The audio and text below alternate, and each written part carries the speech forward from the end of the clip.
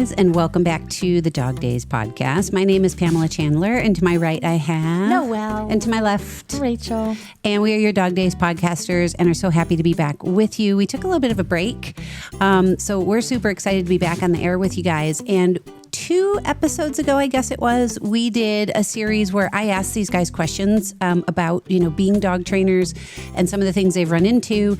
And it was a pretty popular episode. We got a lot of really good feedback on it. So we've decided to do it again. Yay. But this time I'm in the hot seat. So they're going to be firing away at me. Oh, here we go. It's just a circus of clowns. So perfect. It's so perfect. Yes. So we've got Sid in the background here too, panting away because it's hotter than hell in here. So it's hot. It is a little steamy. Toasty. Yeah. The barn does not have AC.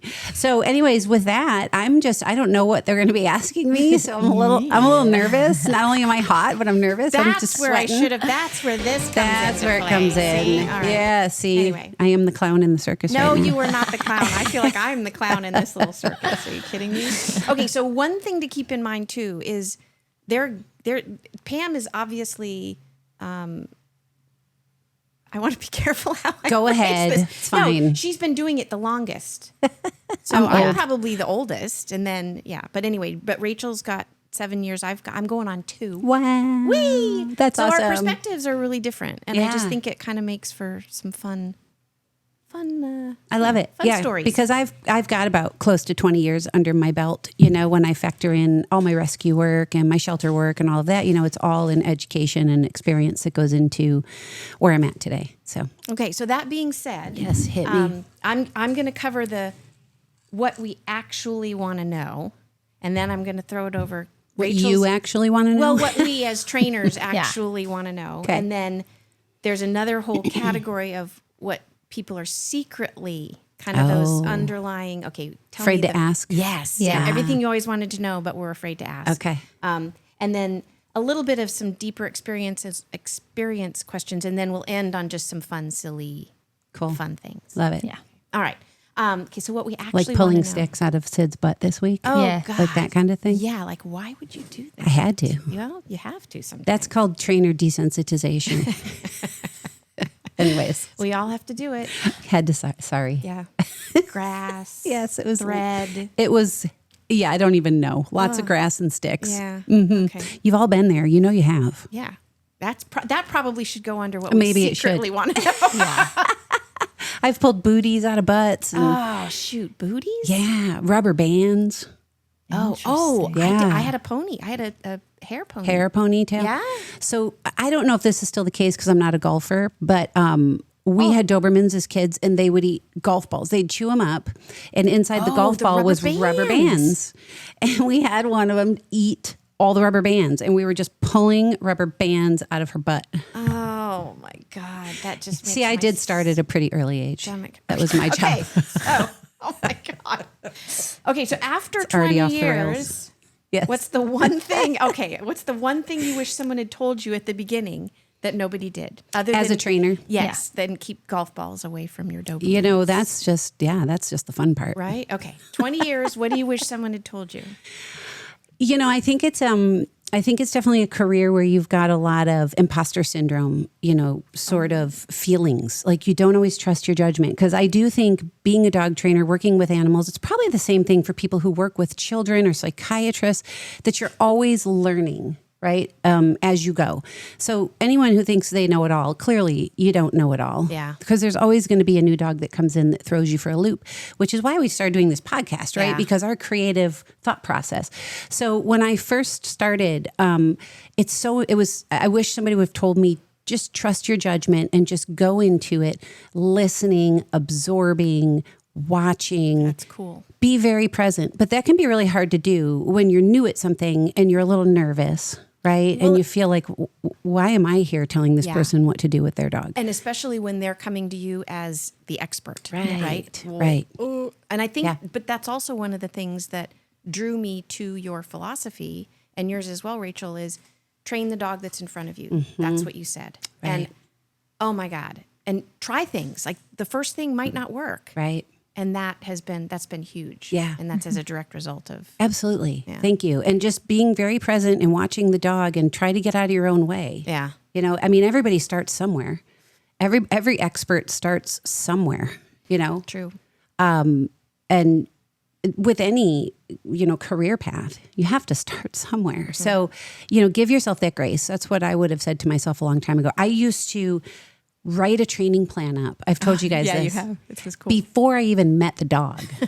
Because I was so, like, I wanted to be prepared.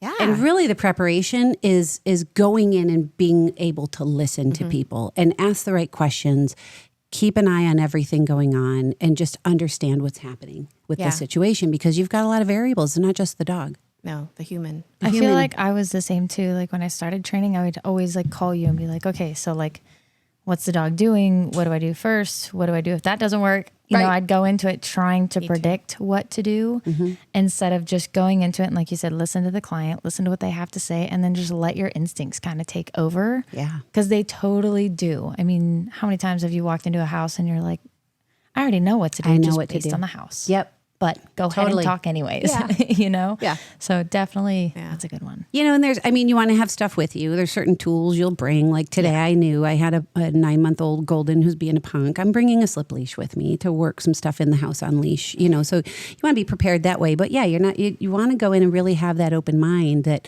we're just going to help out. Yeah. And getting creative, you know, having creative solutions is so fun instead of just the basic stuff. That's good. Yeah.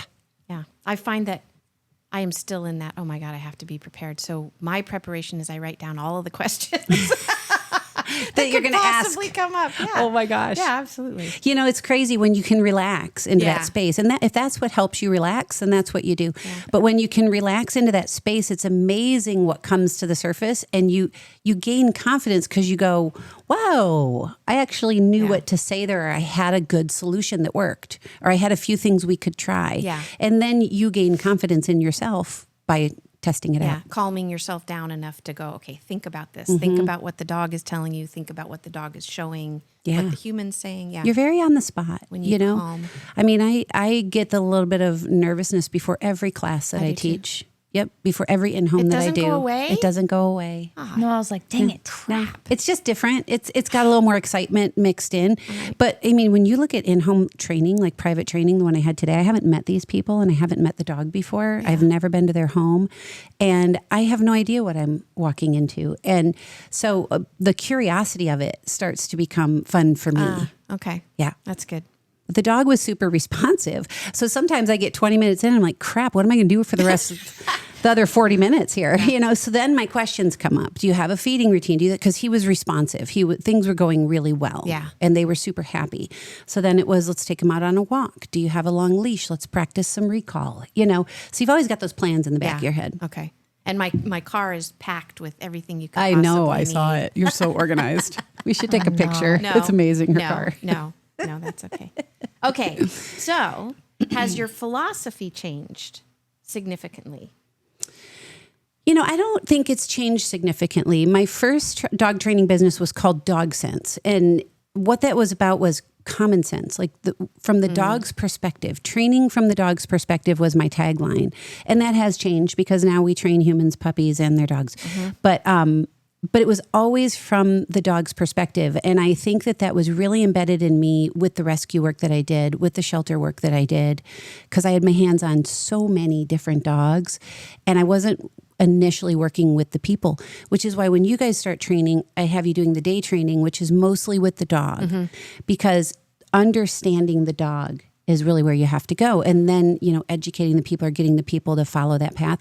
So I don't think it's changed significantly. I don't either when you say it like that, because I remember training from a dog's perspective. From a dog's perspective. And it still is, even though it's probably broadened a little bit. Yeah, it definitely has. And I've learned and I've read and I've studied and I've got 2 certificates now instead of 1. So, you know, I understand a little bit more what goes on with them. And the more we do stuff, we understand.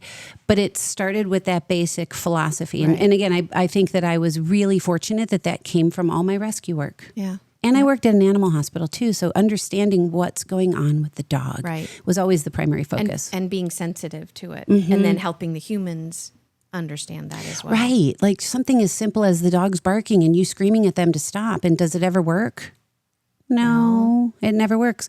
Because what's the dog's perspective? You're screaming at them right now. They have no idea why you're screaming. They're barking. You're barking at them. Well, and dogs bark. That's what they do. They know you're upset. Yeah. And they might cower away from you, but they don't match that with their actions. And they don't understand that you're actually asking them to not do it. Right. Yeah. Hence the speak and the quiet that we do sometimes. It doesn't always work, but when it does, it's fabulous. I'm still trying to get Olive to shut up. We taught her to speak. She's like, this is a great game. This is great. I like this. I love this game. Yes, we're still working on the quiet. She's getting it, though. Okay. The hardest behavior problem that you've ever worked with?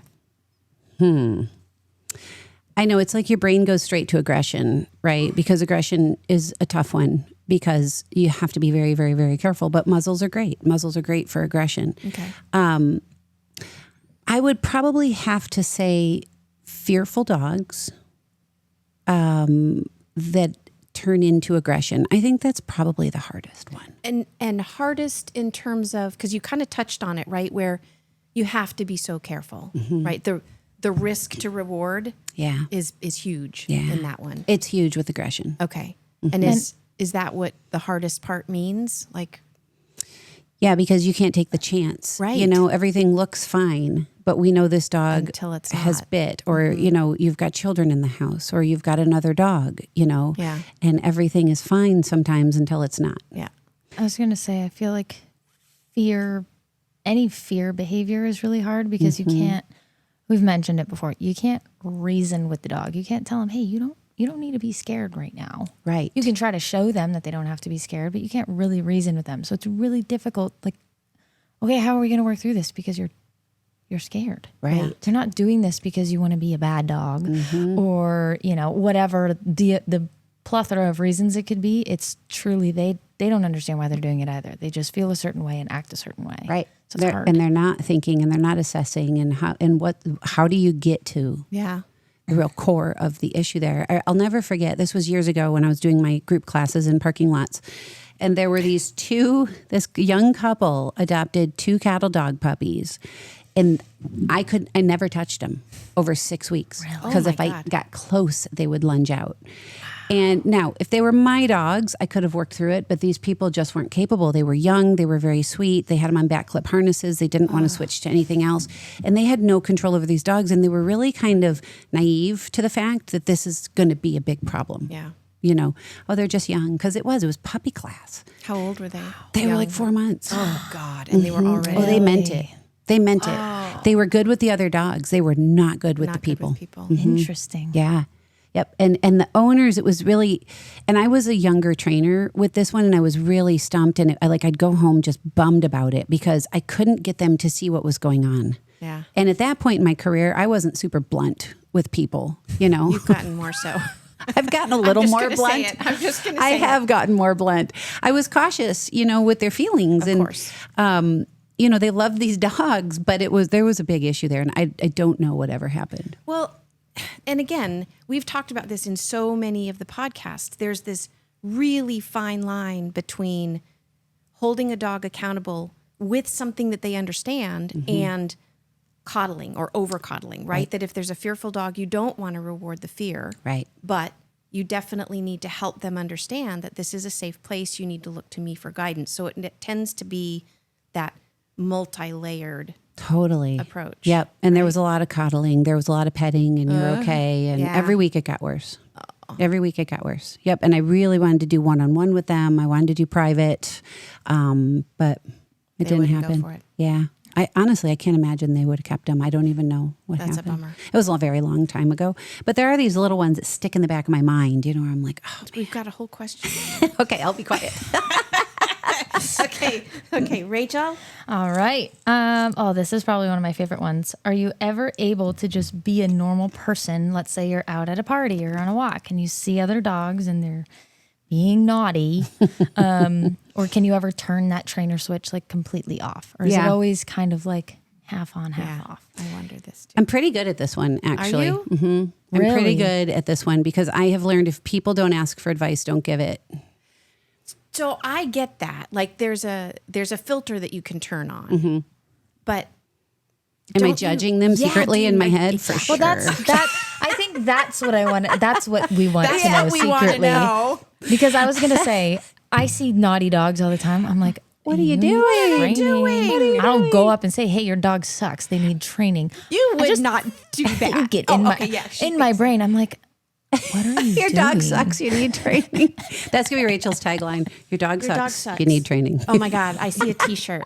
I see a t-shirt. I've seen it though at the park. I see dogs that are running through little kids' birthdays parties and grabbing things and going in the presents. I'm like, they're monstrous. What is happening? What is happening right now? People just don't know what to do. But, you know, yeah, it's hard. And I'm just joking, you guys. We certainly don't judge you. I mean, we do this for a living, and it's amazing how many people just don't know what to do. Yeah.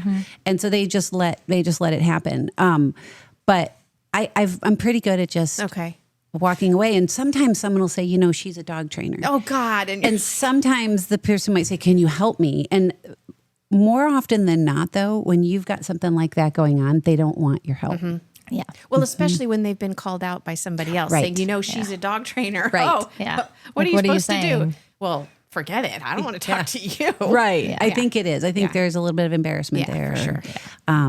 So I just kind of stay out of it because I've seen that happen, and it's never a comfortable situation for anybody. And I'm not going to walk up and say, hey, I'm a dog trainer. Right. You know who does it the most are clients. Like I'll be out with a client. And we'll be walking a dog and someone will walk by and go, oh my gosh, I wish my dog was that good. And they'll be like, she'll help you. Oh gosh. And they do ask for a card. And I think it's because they're seeing you work with somebody else. That seems like a different dynamic. I think though. so. Yeah. Because again, you're already in a professional setting. Right. Yeah. Right. Right. Yeah, And you're that not feels approaching or judge, like you said, judging. You're Right. not judging and, oh, well, I'm a dog trainer. Do you need help? Because your dog's doing X, Y, Z. Sure looks Just like so you do. know. Just so you know. Well, it's also usually they've said something because their dog is reacting and we're working with this dog who's no longer reacting. And they're like, oh my gosh, I wish I could get my dog to do that. Yeah. So That they're makes kind sense. of, they're open. You can tell they're exactly. open. And they're the initiator. Right? Exactly. I think there's a difference. They there are kind of the initiator. Yeah. Yeah. Totally. Yep. So otherwise I stay in my own lane. There you go. That's what I do. I stay in my own lane. I feel like that's fair. You think you have to. It's not really anyone's place to judge. Like, what if they're like, no, I love my dog this way. Yeah. And then you've just judged them and you're like, Yeah. dang, sorry. Exactly. I still find myself though, like at restaurants and stuff, like my attention goes to the dogs. Yeah. You know, like it just does. Yeah. I think the only time that I will really think into it is if I'm in, like I was at Kate Sessions for it's like a park over in San Diego. Oh yeah. It's a cool park. For a concert. And this person had their dog and the dog's tail was it was loud. Tail's fully tucked, ears are back. The dog's literally sitting there shaking and not wanting to walk. And so that's like the part of me where I'm like, oh, he doesn't want to be here. Yeah. You know, this is a lot. Yeah. I don't say anything. But again, I think that's where get him little earmuffs or something. Oh, it's so sad. Why do you make them go? They I don't just like let him hang it. out. Just let him hang at home. Yeah, let them hang at home. You know, that does bring another story to mind. I was up in Carpinteria, I don't know, maybe 6 weeks ago visiting my son. And I was meeting him for lunch. And there was a lady there with a lab puppy. It was like an outdoor place where you can get food from a bunch of different areas. And they had like what do you call it? Like a food court. A food court, there it exactly. is. And she had this little lab puppy, I mean, barely 4 months old. Oh, jeez. And it was sitting there, it was happy. Like it wanted to say hi to everybody that walked by. And I asked her if I could say hi. And she goes, I guess so. And so I did. And the dog jumped on me and she grabbed the leash and corrected it really really rough. Harshly. And guess what it did? It jumped back up on me again course. because it doesn't understand. And it's a lab puppy who's happy. And I said, I'll do it. I'll help her come down. And so I did. And then I was petting her. And I think I actually said something. I kind of broke my own rule.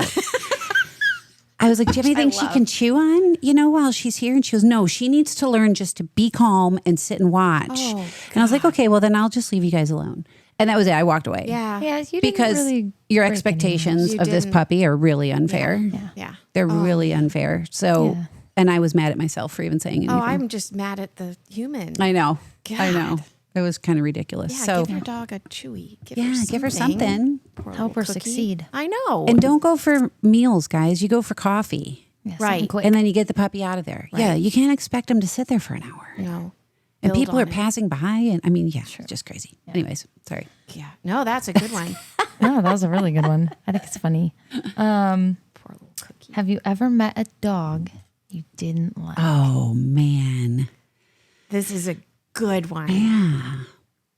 I can't really think of a dog I don't like.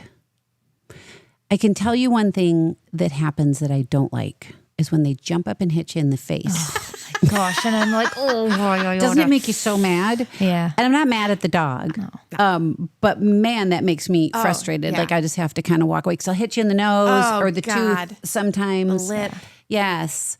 But I really don't feel that way toward the dog. I don't feel like it's the dog's fault. No, Totally I feel like agree. I was You know? gonna say I feel like it would be more toward like when that happens. I'm like, why are you letting your owner. dog just launch at my face? Right. You know, so it's more Right. frustration towards the owner. Right. Especially if you've shown them what to do and they're not doing it. Yeah, that's true. Mm-hmm. But I get frustrated with myself for putting myself in the situation, right? Sure. Like it's a 4-month-old puppy. Yeah. And I just, Bent down. Knelt down, and yeah. and boom, I'm just a target. Like Yeah. that's just, that's their job at that point. They're coming to greet you. Right. Exactly. The So worst is like there was a Vizsla and they wouldn't bump on the leash and they wouldn't use pressure as I was walking them and she just hit me right in the face. And I said, "Oh, there goes a cracked tooth." And I walked away. I was frustrated because they just weren't doing. That was in class. Oh. And it was like by this session, everybody should know how we do should this. know how to do this. Yeah, How to but correct I mean, they're nice people. It wasn't anybody's fault. So, yeah, it's never the dog's fault. no, Never. never. It really isn't. I mean, we have to train them. We have to show them what to do. And I think that was kind of the beauty of that question when we saw it. I'm like, yeah, It's a good there's one. Never, Yeah. I can't think of a dog Yeah. that I don't like. And it's funny because when I went into this, you know how you always have, like people get to breed, like they like certain breeds and there's an aesthetic about it or behavior or whatever. And I got that before, right? I was big dog, blah, blah, blah. Now there is not a dog that comes through Woof that I Isn't don't amazing? absolutely fall in love with. Like every day train. By the end of it, Love you. I'm sold. Yeah. Love Yep, I'm sold. Put you in my pocket. Take you There you home. go. It's so cool. You know, the two bad bites I've experienced, like as you're talking, I'm thinking about that. My mind goes to that was my fault. Me too. The one broken hand was totally my fault. The other one that got me in the leg was the owner's fault because she let go of the leash. Oh, jeez. Like the dog was being pretty clear he wanted to bite me. And she let She go said, of the "Here you go." Yeah, like it's not his fault. He's telling us what's going to happen. Yeah. Crap. Yeah, and I actually felt really sorry for that dog because she started crying and broke down, and then the situation got worse. And they're not harsh with him at all, but he has no direction. He had no leadership. Yeah. And it did get better. We did more training, and she got it, and he got better. But he always wore that yellow ribbon, the do not approach ribbon. Good. Yeah. Good. Did she just let go of the leash or did he get away from her? She let go Oh. accidentally. Oh. He might have done a little pull, and she just dropped it. Oh. Yeah. And we were in the house. I showed up. He was hitting the glass like this dog wanted to kill me. And that was why I was there. It was why she called me because it was clearly a problem. And so we talked for a while and he watched me through the glass. Like he wanted me. Yeah. And it pissed him off even more that he couldn't get to me on the other side of the glass. So he that was made it worse. Totally frustrated by the time you walked in. Yep. So I had her go out and put a slip on him and bring him in. And we walked through some pressure work and just so that he could be in the room with me and I could feel him out a little bit more and we could do some approach in and out. And it was going well. Oh, I know what happened. Her sister came into the room and I think he went to move toward the sister and she dropped the leash, kind of caught her off guard. Oh. And instead he came at me. Little Said, fake you out. thought I was Psych. going to Yeah, her. exactly. I was going to her the Yep. whole time. Yeah, He's like, exactly. my plan "Ha-ha." worked. I had My master yes. plan worked Wow. beautifully. He grabbed me in the thigh. Yeah. Ay. But we finished. We did the whole training session. And he got better. She had better control over him. That's good. But I told her you can't break down and cry. Oh, God. You can't do it. I know it's sad, but you can't do it. No. not helping that, him. Yeah, I get that feeling, though. I mean, Yeah. that would be like, Yeah, she tough. was distraught. She was so Yeah. upset. She felt so bad. So yeah. All right, next question. What do you actually think when a client says He only does this with other people, never with me. Oh, that's interesting. That's not a good sign. No. You mean in a bad way? Like when he's with me, he's really well behaved, but when he's with other people, he's not. Or it could be either way. Because either way is a big difference. Yeah. I was going to say, let's go the problem. first way first. Okay. Well behaved with owner, not well behaved with other people. Gotcha. And this isn't one we see very often. No. And I remember a teacher saying this to me when my kids were little. If your kids are well behaved in public and they're monsters at home, you're doing something right. I remember you saying Right? Because something's sinking in. Yeah. When they're out into the world, they know how to act. They've got manners. They're going to challenge you at home. They're still developing. They're still growing, right? Now, if they're really good at home and they're horrible out in public, then your kid's working you. Yeah. Right? Something's up. You're being a little manipulated, I'd have to say. And maybe your dog is too. Okay. Yeah. But I feel like we see it the other way around, don't you? It's usually they're great for the trainers, and then the parents are like, they're terrible at home. Yes. I'm like, well, Yes. that tracks. So then you go, do what I do. Yes. Yeah. Because you do. Watch what I do. You get that a lot where, well, you're a trainer. You know, of course she's going to do it right for you. But the dog doesn't know that I'm a trainer. The dog doesn't know that. Yeah. It's how I'm approaching them. It's how I'm standing. It's how I'm managing them, what attention I'm giving, what attention I'm not giving. Yeah. You know, this morning it was, he steals socks. And I said, well, what do you do? Well, we chase him to get the sock. And I said, are you worried he's going to swallow it? And they said, no, he's never swallowed anything. I said, then don't chase him to get the sock. Yep. You stay right where you're at and you redirect him and call him to you and make him do a few commands. So you're rewarding him for moving away from the sock. Yep. So it's tweaking that. Yeah. And that's what a trainer would do. Yeah. Right. And then pick up the socks. Yeah. Well, actually, I told her to leave the socks down. Oh. Anytime he's near it, redirect him away. Oh, well, there you go. Now let him have it. That's Because we you actually take do stuff that. away. Yeah, we They do that. want it more. Yeah, we do that with Olive. She goes and takes Mike's socks on a regular basis. And you just ignore it. yeah, Yeah. yeah. She comes trotting out. Look what I have. This one took my trainer bag immediately and went into the other room. We're sitting there talking. He just grabbed my bag and walked into the other room. I'm like, I don't care if he takes my bag. She goes, what if he rips it up? I said, I won't leave him there too long. And I just redirected him. He came in very food motivated. He ran all the way through the house to get to us. Oh my God. He went to place. He went down. He stayed. He came back up. He did a touch. And then he went back to the bag. And we did it like 3 times. The bag sat on the floor the whole time I was there and he didn't touch it again. So those are the things that trainers do. And that's why we have jobs. Right? Because that's what we're teaching people. Like just do a little tweak in what you're doing. The dog is training you or you're training the dog.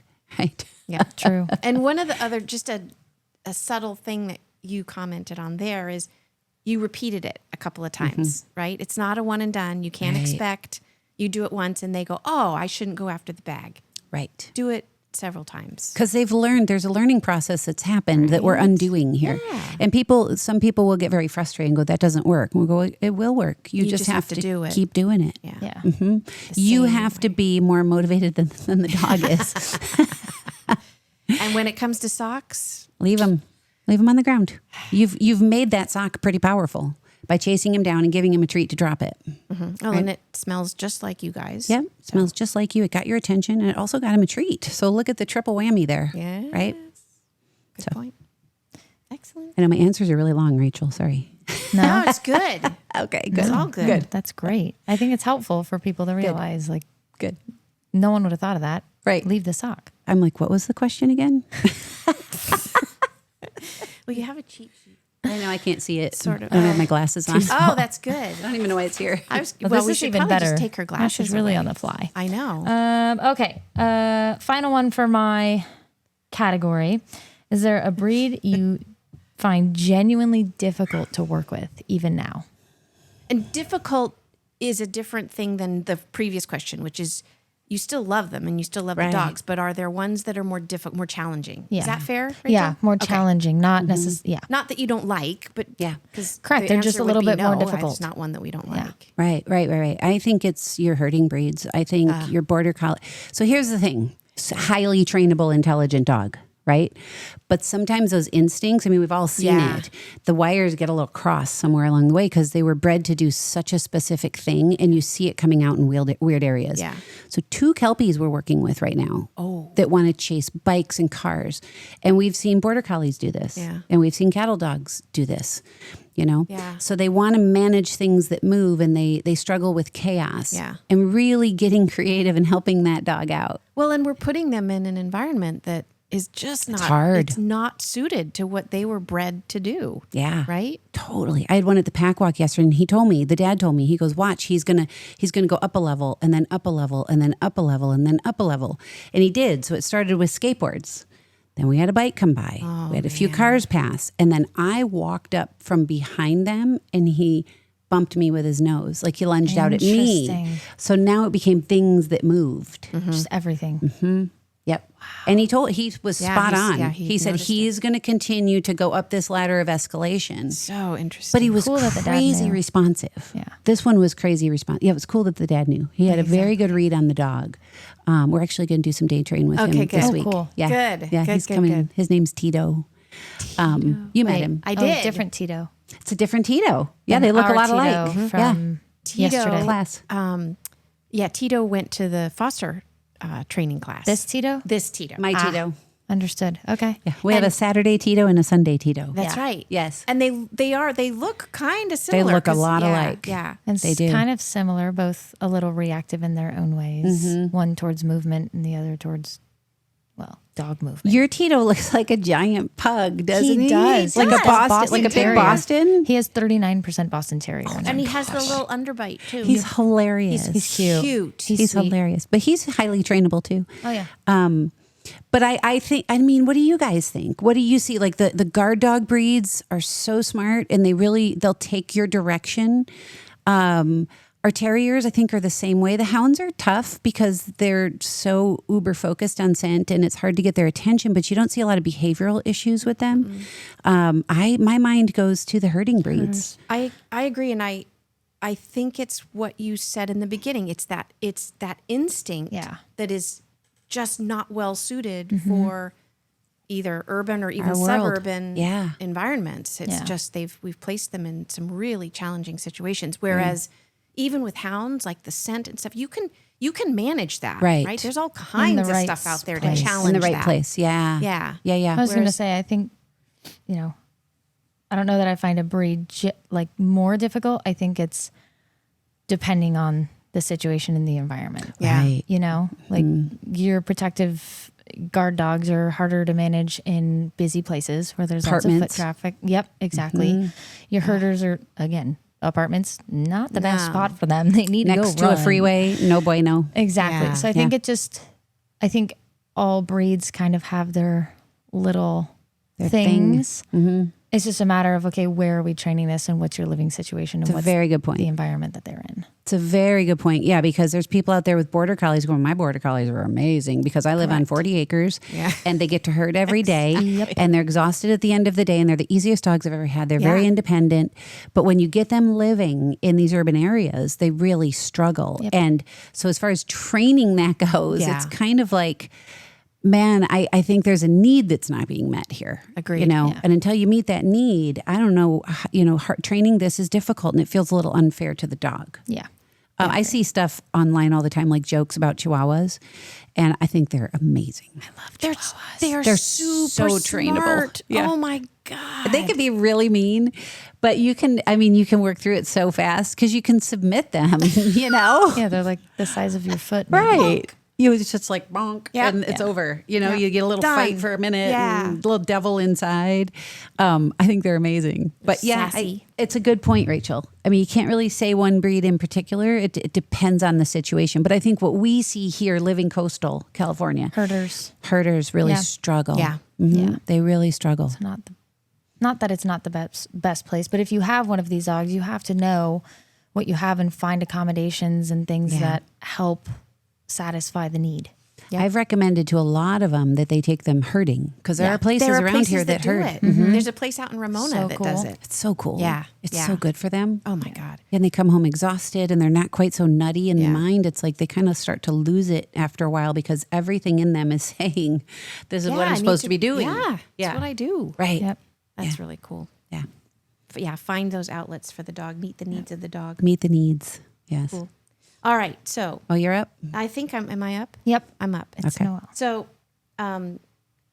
these are that go beyond just technique and training, which I think you do very naturally anyways, going beyond that. I really like this one though.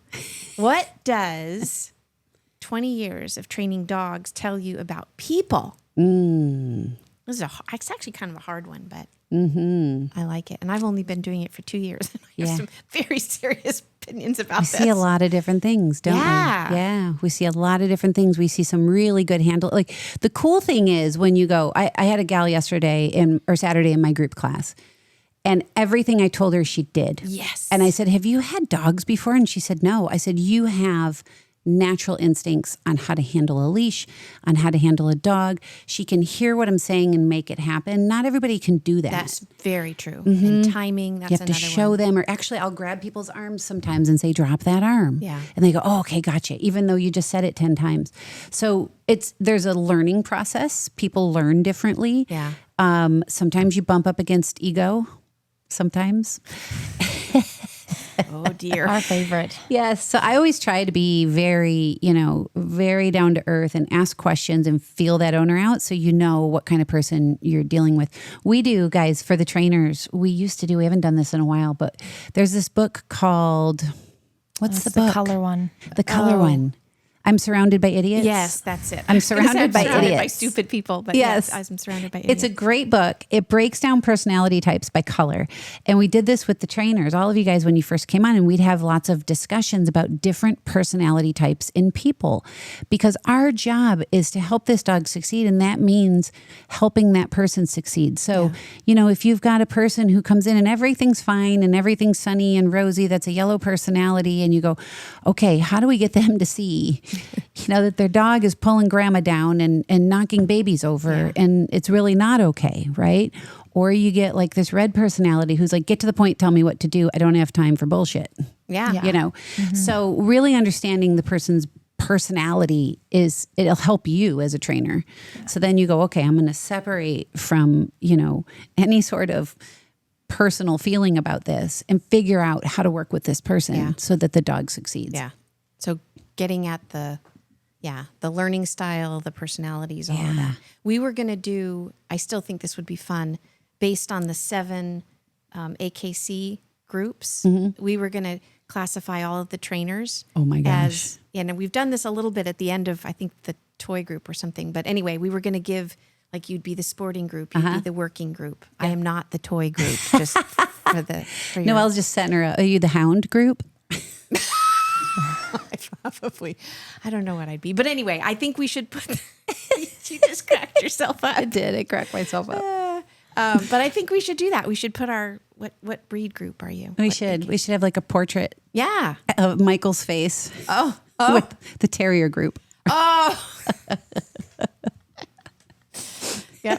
It's perfect. It's perfect. It's perfect. Oh my God. I love that. That's a great idea. But when it comes to the humans, that's always the hard part. Honestly, it's the hard part, and it's just communication, and we all struggle with that on different levels, no matter what we're doing in our lives, right? Oh my God. Communicating with other human beings. Absolutely. So if we can break down those personality types, understand the person we have in front of us, and not take it personally, that's really key. Absolutely. Yep. And maneuver around that. Yeah. Yeah. And again, listening and asking questions. And sometimes take a deep breath. And if it's an email that comes your way that's 4 pages long, wait a day to respond. Yep. Take a breath. Wait a day, take a breath, ruminate, think it over, and go in and answer the questions. Yeah. Write it down, edit it. Send throw it away. AI. Exactly. Oh my goodness. So what is an example, and we've kind of touched on some of this. What's an example of a case that has stayed with you? Like that you still think about today? Mm-hmm. And so this would be kind of a cool way to do it too. Think about one that stays with you and you go, you know what? That one worked. I did well. And then another one that, kind of wish I had tried this. Yeah. Both. Yeah. Those 2 cattle dogs definitely stick with me, but they just weren't going to do more training, so what can you do? And I worry with dogs like that the dogs are the ones that end up suffering. For sure. Something bad could happen there. One that sticks with me that I've learned a lot about, and you guys have heard me talk about this, was a German Shepherd. And this was, I don't even know how many years ago this was. I was still working at the hospital. And there was a dad and a mom, and they had grown children who came and went in the house. And dad had back surgery and was laid up in bed. And the puppy hit 6 months right when he had his surgery. And he was laid up for like 4 months. And guess what that German Shepherd did? She laid in bed with him for 4 months. And what started happening was they noticed it with people coming into the house. You know, shepherds get protective of their house either way. Anyway. I mean, a lot of breeds do, but this wasn't just an alert, someone's at the door. This was like, holy crap. Yeah, that's their job. Yeah. I mean, you talk about herders and then working dogs, German Shepherds, that's what they're bred to do, right? That's what they're bred to do. And this one took it to the next level because she had an owner that she had attached to. This became her attachment figure, and he was hurt. Yeah. And he let her get in bed with him. And that, you know, that happens, guys. We let him get in bed with us, but he just didn't see it coming. And so when they called me, they hadn't really told me the extent of things. And so I knock on the door and they open the door and Dad's holding her back. Oh, God. And he's sweating and he's frustrated because his back hurts, right? He's healed, but his back hurts. And she's going off. Like, you guys know that look. Oh, yeah. That's like, this is not good. No. And he's mad and he's yelling at her and he's upset.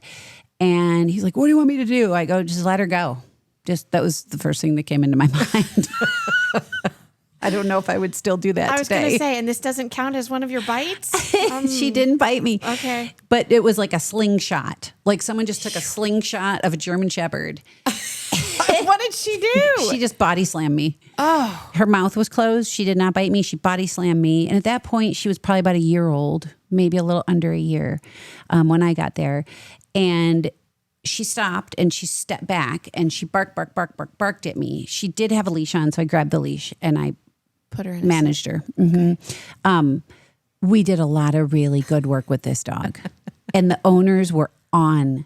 Like, they're like, you tell us what to do and we will do it. Mm-hmm. So we got the bedroom to be, like, the wife couldn't go in the bedroom. That was part of the problem too. The wife couldn't go in the bedroom. So the dog's out of the bedroom and Dad was fine with that. Yeah. So now she lays in the hallway and nobody can go into the hallway. Right. So dog's out of the hallway. So there was this whole progression of events that went on. And then it was the place that I was working at, they wanted to board her. And so I did a lot of training there because they couldn't get her in a kennel or a crate. Like, she didn't even want to get away from Dad. Wow. And so it was me and I think it was Rocky at the time. And we worked with this dog so that we could get her in and out of the kennel. And we were the only ones that could handle her. Like, we wouldn't take a chance with another staff member. And then when she left, they were upset because they couldn't board her there anymore because no one else could handle the dog. I remember her talking about this dog. Mm-hmm. Yeah. Yeah. Yep. So I learned a lot there. Like, what happened here, you know? And when you start talking about it, it becomes very clear what happened. So that was a really cool situation. They were super grateful because people were able to come into the house. Right. She enjoyed the direction. I don't think she was ever super happy to have anyone there, but that's not something we can control. What we can do is teach them how to manage this dog so And how to everybody's safe. stay calm. And how to stay calm. So how long did that progression take? Do you have any idea? Like, time frame? As far as how long we trained? Yeah. We probably trained for 4 months. Okay. It wasn't like a weekly thing, but they were very good about doing the homework. And they would send me pictures. And every time I came, it got a little better, me coming through that door. Super. Yep. Because that's the thing too, is, you know, the expectation of people as trainers are coming in, what's realistic in terms of that kind of behavior and how quickly you can see it resolve. Yeah. And it's not fast. Right. Right? I It's mean, it not is fast. in the whole scheme of things. 4 months even doesn't seem like that much to me. Right. But it's 4 months of being very consistent. And understanding the dog you have. Yeah. And what's happened here. And in that case, in every case, when a dog is guarding an owner like that, sorry, Sid's crying. What? She I know. is. I Do you was like, need I some hear a attention? squeak. Swags Oh my her tail. gosh, She's I like, know. okay. I I know. wish we could show you a picture of her. We right need now. to have another phone that maybe Right just on that, Sid. Yeah, that's just We on should. Sid. We should. The dog cam. Yeah. We'll Yeah, do that yeah. next time, Sid. Okay. Yeah. She's wagging her tail. She's just happy we're looking at her. She lives for attention. Oh, such a good girl. In every case, when you've got a dog that's guarding an owner, the owner has to handle it. And sometimes that can be the really hard part. Like the dog that bit me when she started crying. I said, you have to be able to do that. I can't do this because this is about you. Yeah. So this dad with the German Shepherd, he did the work. And the dog went, oh, damn. Okay. Yeah. You 'Cause don't want that's- me to do that. That's right. And that's, You're not weak. You're not laid up in bed. You don't need my protection. Yeah. You're okay. Yeah. So he was able to do that. And that's the hard part of it. Yeah. You know, getting the people to understand that it has to come from them. Right. You can't just send this dog away and have them come back. Right.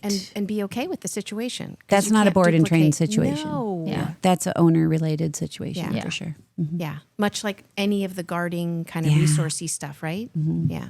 Yeah, it really total is. sense. Yep. Total sense.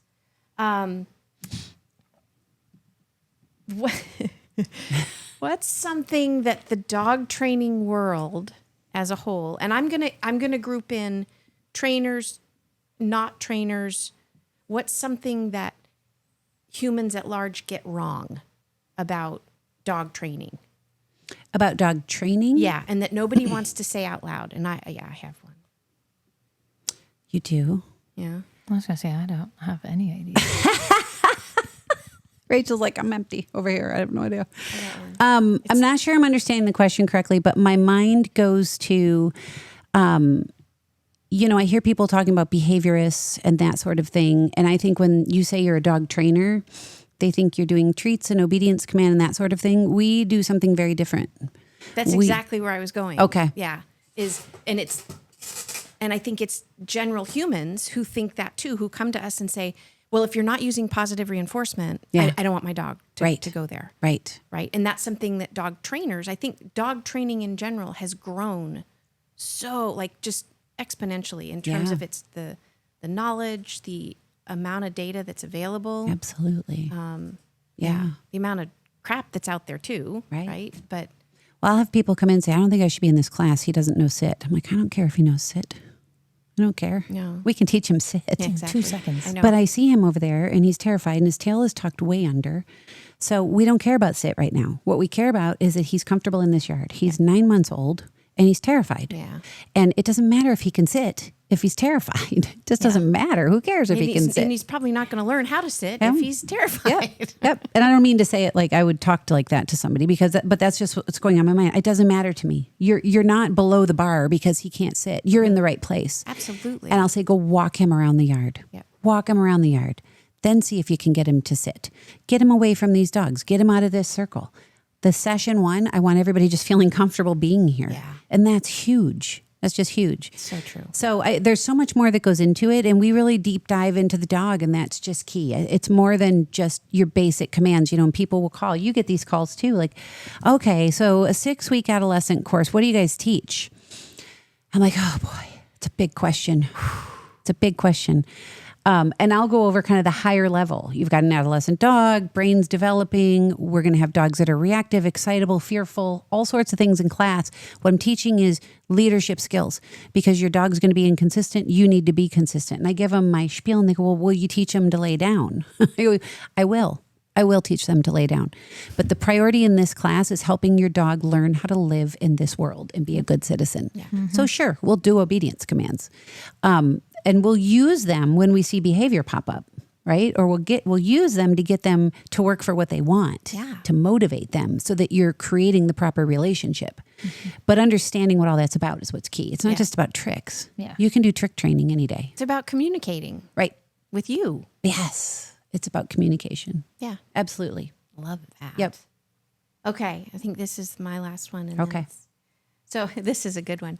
At what point in your career did the imposter syndrome go away? Oh, it's still there. I knew it. I knew it. It never goes away. Damn. I've still got like a long way to go. But I feel like that's such a not normal thing. I've heard of and seen so many trainers who are like, well, I know exactly what I'm doing all the time. And I'm like, you're constantly learning. You get every dog is different, just like every human is different, and you have to break it down by color, like we just talked about. The dogs are different. Good point. You can't just be like, I know everything about everything. Right. Yeah. Throw that collar on her, that'll be it. You have to be approachable and you have to be able to talk to people and you have to be down to earth. And if I go into one that's kind of stumping me, I'm going to say, let's try a few things.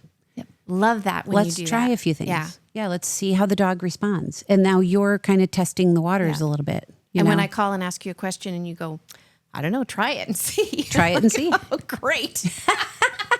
See what the dog does. and see You could what the try a lot humans of different do. things. Yeah. I mean, sometimes you guys have ideas. I'm like, that was a great idea. I would have never thought of that. Let's share it with the team. Yeah. You know, so if you come in with the idea of, oh crap, what am I going to do? Your brain shuts off, you know, you're like deer in the headlights, but you have to come in with that right mindset. And I talk to you guys about this all the time because it's always going to be there. But the mindset is, okay, we're here to put the puzzle together and to figure out what this dog needs. Yep. And if you look at it that way, your brain gets into the right space where you can be effective. Yeah. And if you try something, a lot of times, if you try something and it doesn't work, that's a piece of data that might unlock something else that, well, that didn't work. Okay, Right. wow. Okay, let's try this. So it gives you a jumping off point. Totally. Yeah. I've been telling this is my news story for the week. So 1 week I had 3 blind dogs in 1 week. It sounds like a nursery rhyme. It does. 3 blind dogs. 3 blind Three dogs. blind dogs. And with one of the dogs, we were using scent. Okay, so they had a lot of sharp corners. They wanted to show the dog where to go. It was an adult dog who'd lost her vision over time. So she'd been in this house before and she'd seen it before. So we were putting scent on sharp corners, a scent she didn't like. So if she moved toward that corner, she'd move away because she didn't like the scent. smell. Right. So Frankie came to me last week and said, Kenai is constantly humping Mick in the yard. He's always humping Mick. He's going for Mick, going for Mick, going for Mick. Mick's a high energetic lab. And Kenai is, I don't know, Like Not a lab Rachel's Pyrenees. Yeah, not He's lab Pyrenees. Lab Pyrenees. So he's got some dog in there that wants to control chaos. And Mick is chaos, would be my guess. And they've been together forever. A while. So Kenai's focus every day is to hump Mick. And so the team is just tired of pulling him off because Mick doesn't care. No. Mick's like, whatever. I don't even think he knows half the time. I don't think he knows. Gotta love Mick. So she had it on the list of like dogs to talk about, and we come up with solutions to fix things. So the scent work was in my mind, and I said, I'm going to bring some of these oils, and we're going to put it on a bandana, and we're going to put it on Mick, so he stinks. So Kenai doesn't want to get near him. So I talked to Kenai's mom. I'm like, just want to make sure you're cool with this. She's like, we can put him in a different camp. I'm like, no, we're dying to do Yeah, this. this is Like, going to be good. it's good. It's good for him. And it worked. That's so cool. So now we've got the scent bandana.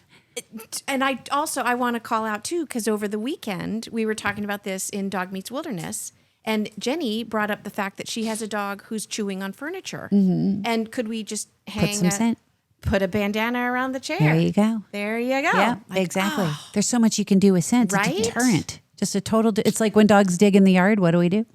Put their poop there. Put their poop in the hole. So you get this natural deterrent. And the scents we're talking about, guys, are, I think, anise. Which one didn't he like? He didn't like any of them. He didn't like any of them. Birch, anise.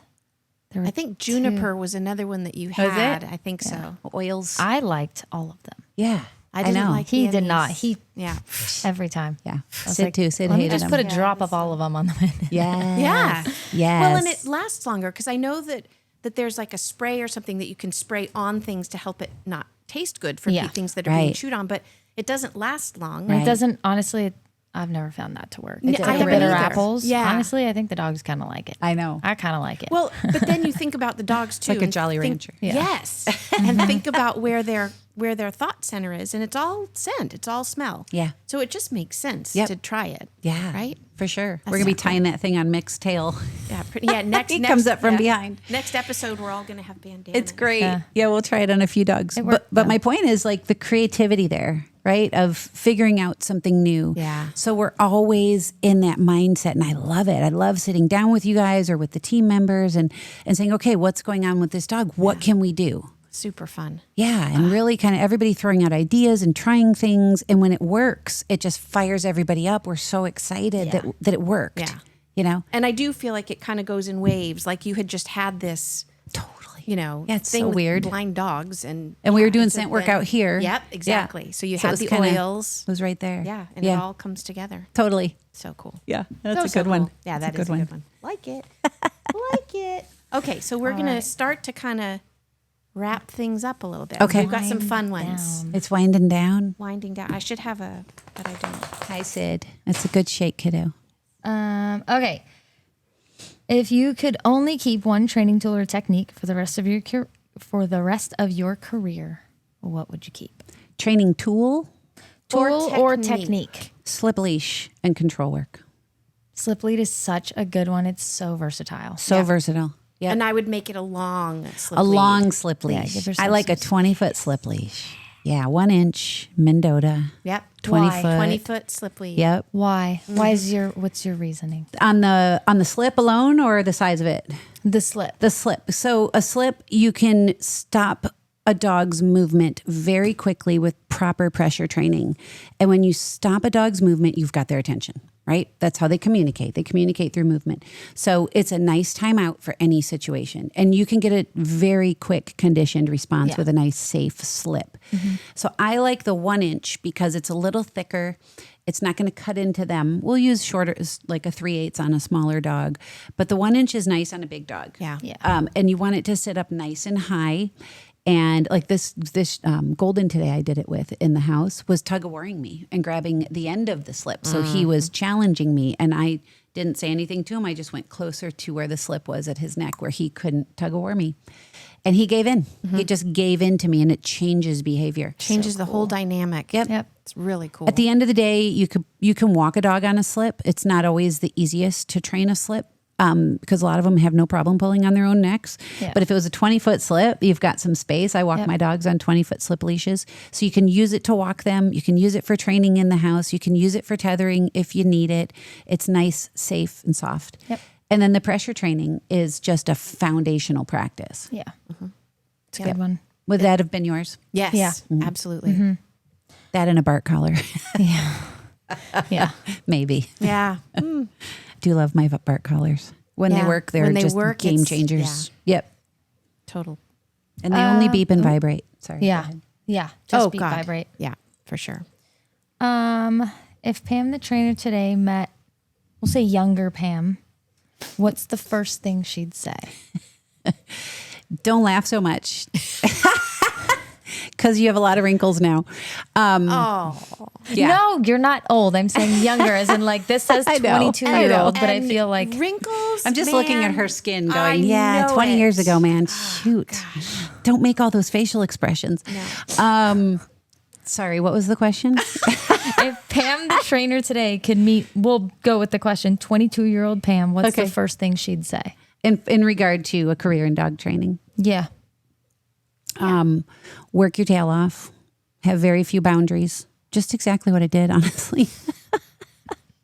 That's awesome. Have faith in yourself. Ah, And continue researching and studying and know how lucky you are that you're doing something you're passionate about. Don't give up. Just keep going. Keep going. There were so many points in my career where, I'm just doing like 6 in-homes a day and going to people's houses and driving from Murrieta to San Diego to La Mesa, like all over. Wow. Yeah, and there were some days that were a little nutty because of traffic and I'd get really stressed out. But stick with it. You're doing something you love. It's going to turn into something amazing. And it has. And it has. Good one. Yeah. Yeah. Good one. I like it. I feel like that's good for most mid to late 20-year-olds. I think so. I think that's just good For advice. anything you're doing. yes. Yeah. You You just have to work hard. Yeah. Things aren't just going to come to you. Yeah. Things, you have to work hard for what you want. Yeah. And you dream big. Yeah. Yep. Dream big and stay curious. And stay curious and stay open-minded and continue learning. And the universe gives back what you put out. Yeah. Yep. I really believe that. 100%. 100%. One of my good friends is retiring and she sent me a message the other day. We do like video messaging. And she said, I remember years ago sitting with my husband on the back porch and saying it would be great if we had a house in Hawaii someday because they love Hawaii and then a house near the mountains. She goes, and the other day I was driving and I went, holy crap, we have a house in Hawaii. She did and it. a house near the She did it. Yeah. She goes, and it just kind of happened. Yeah. Because we knew what we wanted and we just worked really hard. We Yeah. kept working hard.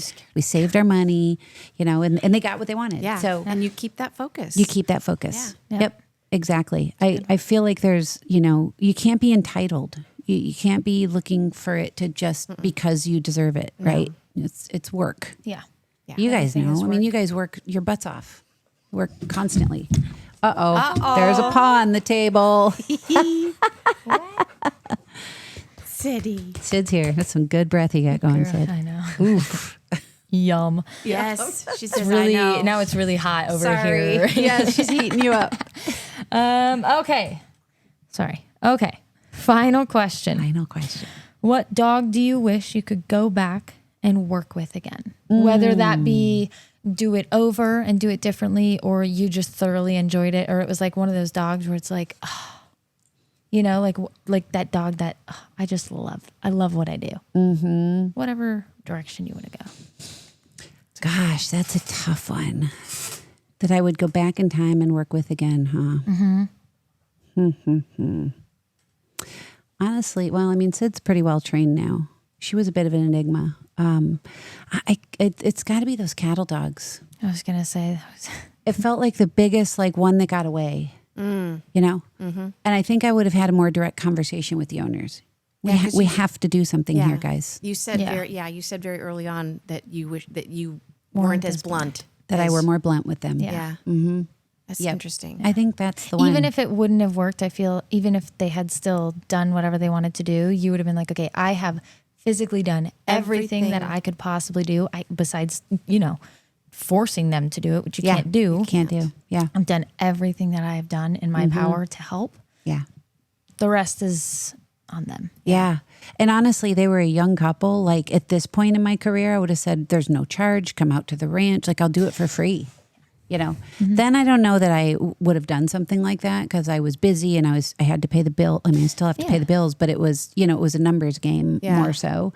I've got the time now to be able to help out with that sort of thing. But yeah, that one really sticks with me.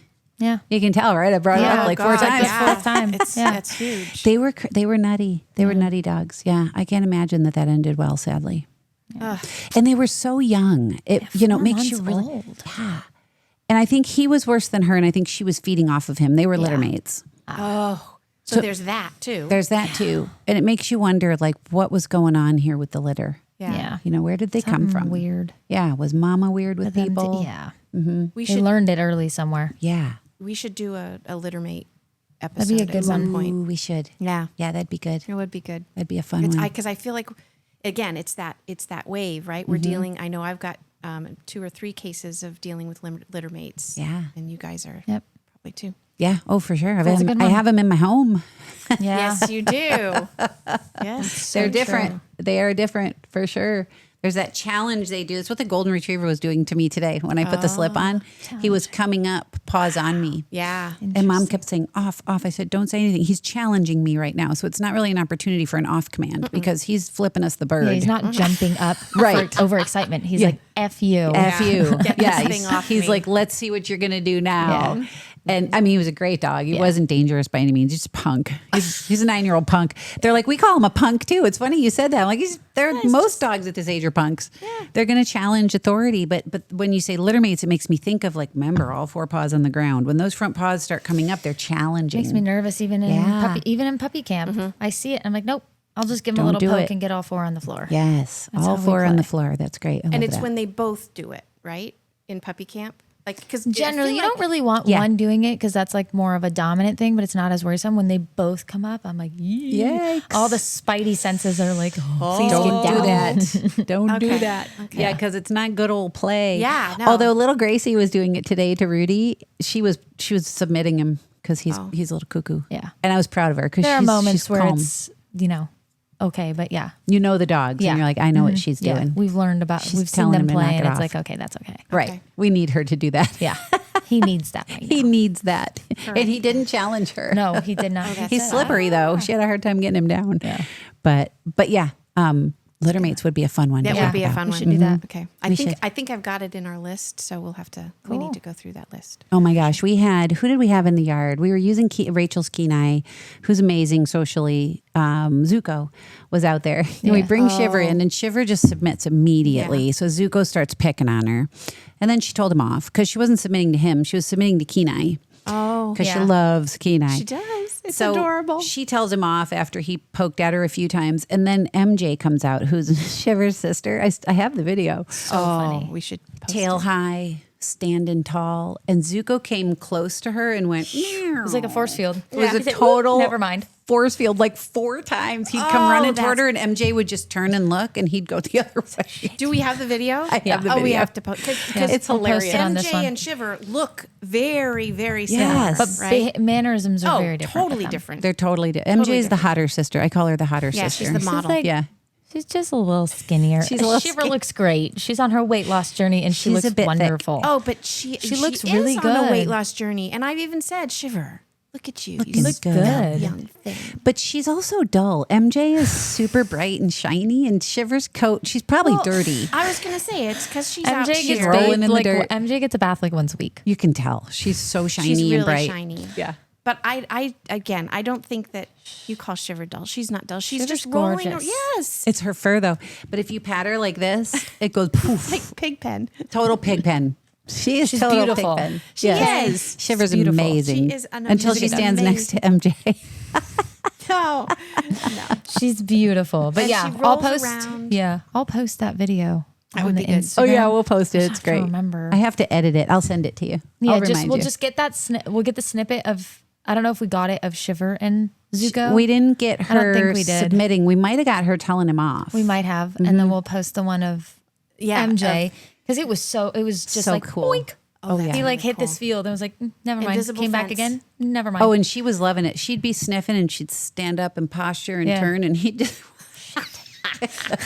And Shiver's like, that was awesome. it's like the boy who really like- wants to get the girl's number, and then he looks. Yes. She looks at him, and he's like, oh, Crap. damn, mommy. It was great.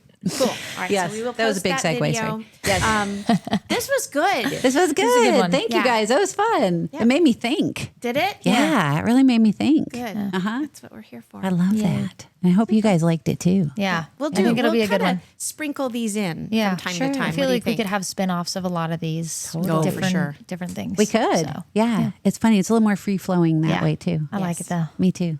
That was fun. Awesome. Do you guys have anything else? Is that the last question? Final That was it. question? Yeah. Final answer? That was the last one. Final answer. Cool. Well, thank you guys for listening, and we hope you're enjoying this as much as we're enjoying doing it. If you have any suggestions, we love to hear them. We hear from people in group classes all the time giving us suggestions or making comments on the podcast that they hear. So we are open to it. So Indeed. don't be shy. Rachel's on Instagram. You can reach Yeah. out anytime or reach out to us at Wolf Academy. So on that note, we'll end it there. Thanks, guys. This is Pam signing off on the Dog Days podcast. And Noel. And Rachel, catch you next time. Bye, guys. Bye.